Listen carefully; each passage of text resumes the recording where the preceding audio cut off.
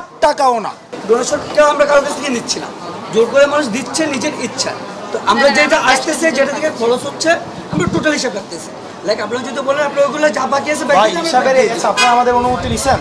কারোর সাথে কথা বলছেন? আমরা তো একটা টাকা, একটা সিঙ্গেল টাকা আমরা কারোর কাছ থেকে নেই নাই।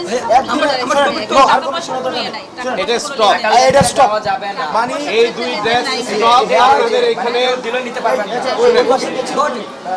না না এই এটা এখন stop and you please leave the place and whatever decision we will be taking আমরা কাজ করব। 5 জুন থেকে আন্দোলন করছি। 5 জুন থেকে আন্দোলনে আমাদের একটা টাকার কোনো ট্রানজ্যাকশন নাই, একটা সিঙ্গেল টাকা আমরা কারো থেকে উঠাই নাই, একটা টাকার জন্য আমরা কারো কাছে যাই নাই। আমাদের আন্দোলনের এটাই ছিল সবচেয়ে গুরুত্বপূর্ণ দিক, কারণ কোনো মানি ট্রানজ্যাকশন দিয়ে আমাদের আন্দোলন হয় নাই। যখনই টাকা আসে তখনই দেখা যায় এই আন্দোলন বিতর্কিত করার একটা চেষ্টা থাকে। এই যে টাকাগুলো উঠানো হয়েছে সেগুলো সম্পূর্ণভাবে আমাদেরকে না জানিয়ে সেগুলো করা হয়েছে। এই যে সমন্বয়কদের নামে বাংলাদেশের বিভিন্ন জায়গায় এখানে ফান্ডিং করা হচ্ছে, এই জায়গাগুলোতে আমাদের কোনো ধরনের আমাদের কনসেন্ট নাই।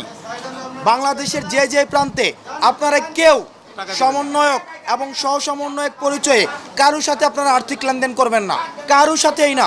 কারণ আমরা সেন্ট্রালি কেউ টাকা পয়সা লেনদেনের সাথে আমরা উৎসাহ দিচ্ছি না, আমাদের প্রয়োজন পড়ছে না। বরং আমরা যে কাজটি করছি, আমরা সরকারকে অ্যানাবেল করছি। যেখানে টাকার প্রয়োজন হবে সেখানে সরকার দিতে বাধ্য থাকবে।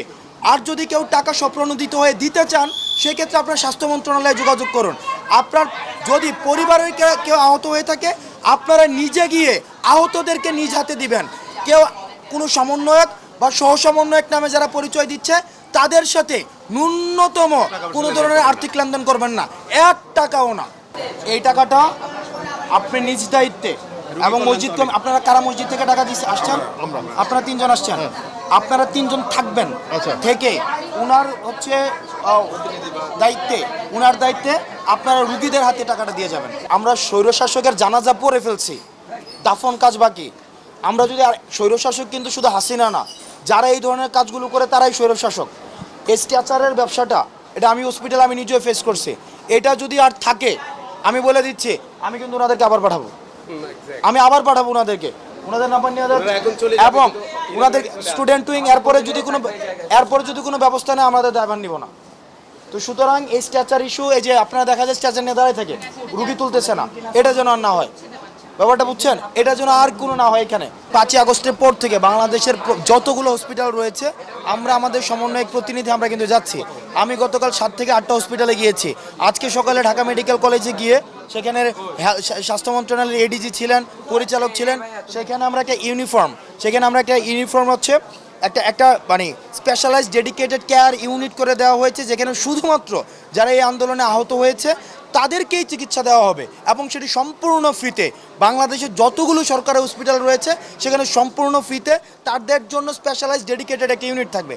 দেখেন আমাদের সমন্বয়কদের পক্ষে এটা তো আর আমাদের লেজিটিমেসি নেই, আমাদের অথরিটি নেই। আমরা যেটা করতে পারি ভলেন্টিয়ারিলিভাবে তাদেরকে হেল্প করতে পারি। এই অ্যাসিস্টের জায়গা থেকে কিন্তু আমরা আমাদের প্রতিনিধিরা